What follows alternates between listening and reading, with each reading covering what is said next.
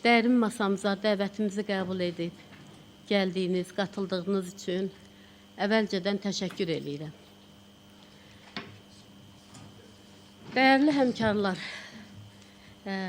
məlumat üçün deyim ki, mərkəzimiz Azərbaycanda müxtəlif ictimai təbəqələr və qruplarla bağlı davamlı olaraq tədqiqatlar aparılır.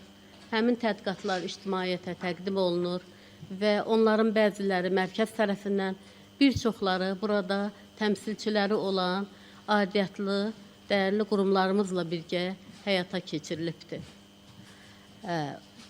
Ailə institutu, gənclər, nəsillər və s. ictimai məsələlər mərkəzin daim tədqiq etdiyi aktual problemlərdəndir. Bugün dərin masada müzakirə olunan nəsillərarası həmrəylik və ailə münasibətləri, onun dayanıqlı inkişaf perspektivləri növbəti tədqiqatımızdır və mərkəzin sektor müdürü hörmətli Humay xanım Axundzadənin araşdırmasının nəticəsidir. Bildiyiniz kimi, hər bir dövlət ailə institutuna önəm verir və xalqımızın ailə kiçik dövlətdir, dövlət böyük ailədir, tarixin sınağından çıxmış deyimini nəzərə alsaq, bu bütün dövrlər üçün keçərlidir. Özəlliklə hazırki dövrdə ailə institutu ilə bağlı bəzi qlobal negativ tendensiyaların həyata keçdiyi bir dövrdə. Bugün təqdim olunan hesabat nəticələri nəsillərarası həmrəylik kimi yeni, ölkəmiz üçün yeni və aktual məsələyə həsr olunubdur.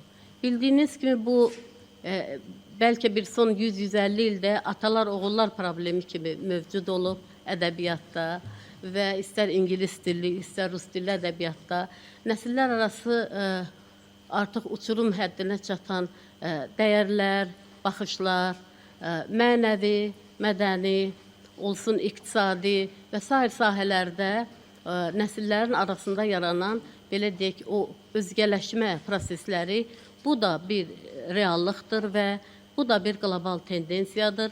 Özəlliklə rəqəmsal cəmiyyətdə, informasiya sivilizasiyasında bu daha da aktual bir istiqamətə çevrilibdir. Və əlbəttə ki, biz Azərbaycan dövləti olaraq və dövlətimizin siyasətinə uyğun olaraq bütün bu proseslərin ilk əvvəl nə etməliyik? Tədqiq etməliyik ki, elmi əsaslı təklif və tövsiyələrimizi aidiyyatlı qurumlarımıza təqdim edək.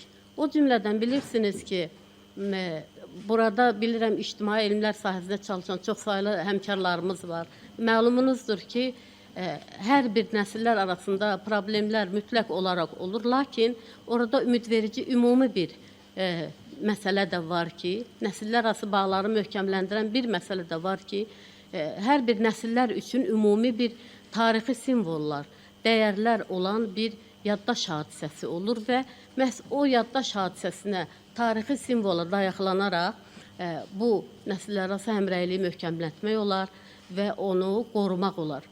Mən yəqin əminəm ki, hər biriniz mənlə razısınız ki, Azərbaycan üçün 44 günlük vətən müharibəsində qazanılan zəfər, böyük qələbəmiz, əsrin yeganə qalib xalqı olmağımız, bax bu nəsillərarası həmrəyliyimizi daha da gücləndirmək, o bağları möhkəmləndirmək üçün ortaq olan çox mühüm bir təməldir, fundamentdir və biz məhz bu dəyərləri, qələbəmizi, zəfər simvolumuzu, zəfərimizin 5 illiyində, 2025-ci Konstitusiya və Suverenlik ilində bu məsələləri ictimaiyyətin, elmi ekspert cəmiyyəsinin diqqətinə çatdırmaqla nəsillərarası həmrəyliyə, belə deyək, üzərində qurulacaq çox bir təməli istəyərdik ki, hamının diqqətinə çatdıraq və bu istiqamətdə sizin də təkliflərinizi eşitməyə çox xoş olardı.